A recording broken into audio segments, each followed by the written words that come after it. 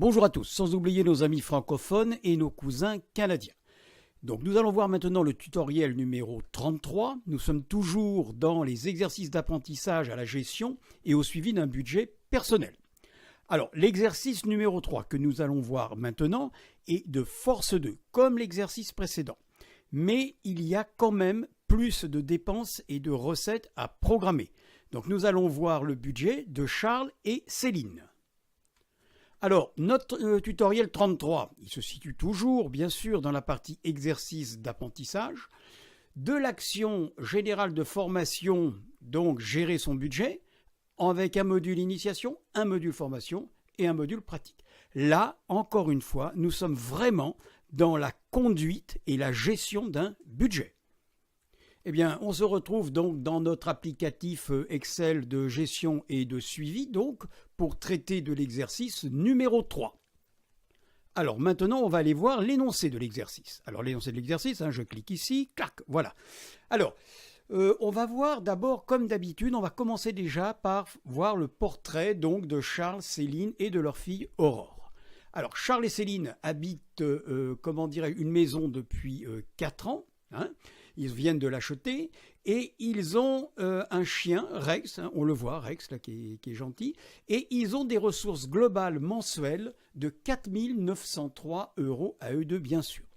Alors, on va aller maintenant dans l'énoncé de l'exercice et surtout la méthode de résolution. Maintenant, vous commencez à la connaître, mais je la rappelle quand même. Tous les éléments que vous avez à saisir, donc les éléments financiers, sont dans l'onglet 2. Dans cet onglet 2, vous allez donc saisir tous ces éléments sur l'onglet 3, c'est-à-dire l'inventaire des ressources et des dépenses dont on va avoir donc le budget prévisionnel. Tout ceci, ce sont des petites précisions, mais vous les connaissez déjà. Dans un deuxième temps, ce que vous allez faire, vous allez analyser le budget prévisionnel pour voir s'il est en équilibre. Si toutefois il n'était pas en équilibre, en un mot, s'il dépassait 1%, en haut, en plus ou en moins, à ce moment-là, il va falloir que vous étudiez les solutions possibles pour être dans un quasi-équilibre. Donc ça, nous allons le voir maintenant. Alors, les éléments financiers. Voilà vos éléments financiers. Donc vous voyez qu'il y en a un petit peu plus que dans le tutoriel, que dans l'exercice précédent. À partir donc de là, donc ici ce sont les ressources, on est bien d'accord. N'oubliez pas de saisir aussi, bien sûr, les éléments financiers du 1er janvier, les soldes des comptes. Et ici, vous avez la programmation de tout ce qui n'est pas mensuel. Voilà, mais tout est prévu, tout a été bien noté, je vous ai tout bien noté dans les cartouches. Et normalement, vous ne devriez avoir aucun problème pour positionner toutes ces recettes et toutes ces dépenses, quelle que soit la périodicité, donc sur les programmes. Alors, on va maintenant au programme, la programmation des ressources. C'est là que vous allez programmer plus exactement l'inventaire de vos ressources et de vos dépenses. Ça, c'est votre exercice, c'est votre tableau d'exercice. Ça, c'est vous qui remplissez, c'est pas moi. Ensuite, une fois que ce sera rempli, eh bien, vous irez voir la programmation des ressources. Encore une fois, là, vous voyez, je suis sympa. Je vous ai déjà mis ce qui est hors mensuel. Vous verrez aussi la programmation ici de vos dépenses. Là aussi, je vous ai grisé tout ce qui n'était pas mensuel pour vous aider, et on retrouvera ici, bien évidemment, la totalité des dépenses annuelles. À la fin, bien évidemment, vous allez aller au bilan prévisionnel, parce que c'est ça qui est la finalité, c'est de voir, effectivement, Arthur vous le dira, si vous passez ou pas. Et si vous ne passez pas parce que l'écart positif ou négatif est supérieur à 1 €, eh bien à ce moment-là, il va falloir que vous voyez sur quoi vous agissiez. Et pour agir, bien évidemment, en général, c'est surtout sur les dépenses non contraintes que l'on peut agir. Donc en un mot, les loisirs en priorité, bien sûr, et après l'épargne. Voilà. Et bien maintenant, nous allons donc pouvoir aller voir le corrigé, parce que maintenant, là, pour le moment, c'est vous qui travaillez. Donc je suis quand même gentil, je vais venir vous montrer le corrigé. Alors comme promis, je vous montre le corrigé, voilà.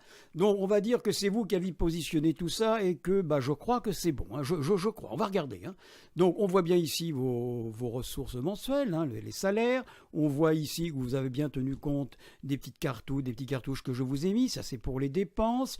On voit bien, je regarde, le chauffage, le couple se chauffe avec une cheminée, ok, il rentre du bois deux fois par an, avant la saison de chauffe, bien sûr. Je vois ici les chaussures que vous avez bien prévues. Je vois ici que l'entretien, la révision annuelle des voitures a bien été positionnée. Enfin, en un mot, tout a l'air d'être très bien par rapport donc à l'énoncé. Arthur, lui, a fait ses petits calculs et il est content parce qu'il reste encore 287 €. Donc lui, encore une fois, tant que c'est vert, c'est bon. Je vois aussi que vous avez bien positionné donc le compte en banque, le reliquat, enfin plus exactement le solde positif du compte en banque et du livret A au 1er janvier. Donc là, tout est bien. Maintenant, nous allons donc aller voir comment ça s'est passé avec la programmation des ressources. Programmation des ressources, impeccable, hein. Le mensuel, ça c'est automatique. Par contre, vous avez bien programmé ici l'intéressement qui avait été prévu.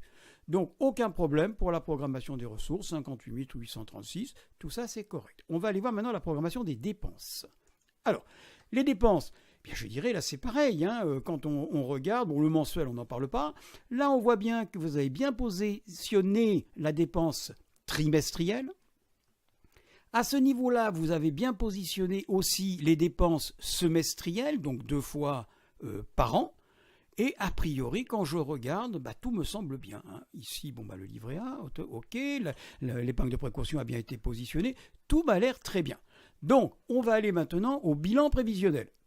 Bilan prévisionnel, bravo. Voilà, Arthur est content. Il y a du positif. On l'avait vu déjà un petit peu au moment de l'inventaire des ressources et des dépenses.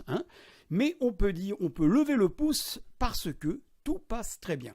Alors quand tout passe très bien, c'est parce que nous passons bien toujours, bien évidemment, par rapport à notre compte en banque, par rapport à notre trésorerie. On retrouve nos petits trous de trésorerie, mais ça, c'est pas un problème, encore une fois, parce que nous sommes bien couverts, donc par rapport aux disponibles du compte en banque. Alors, je vais vous montrer les petites enveloppes. Rappelez-vous, c'est l'applicatif qui calcule vos enveloppes mensuelles. On va aller au mois de janvier, voir comment ça s'est positionné. Et bien voilà, voyez, regardez, voilà vos enveloppes. Donc, je les surligne pour que vous les voyez bien. Ça a été positionné automatiquement.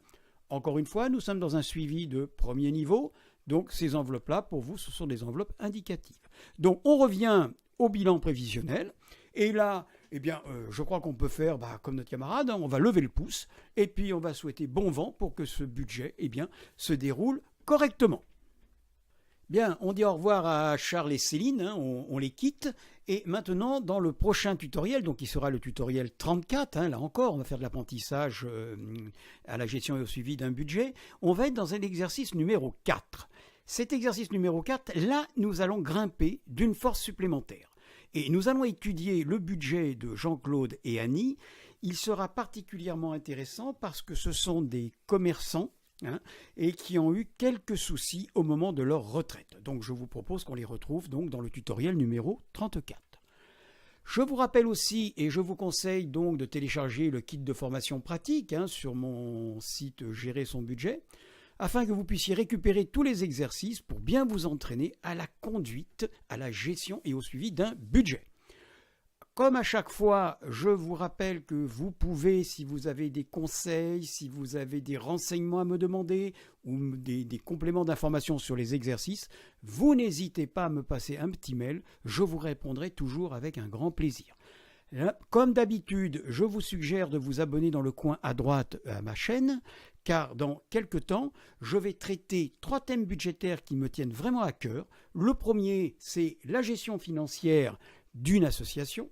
Le deuxième, c'est la gestion budgétaire d'une mairie, donc d'une collectivité territoriale. Et le troisième thème, c'est la gestion dans le temps d'un plan de surendettement, de façon à faire en sorte qu'une personne surendettée revienne le plus rapidement possible à son équilibre budgétaire, donc à une meilleure vie. Je vous donne rendez-vous dans le tutoriel prochain.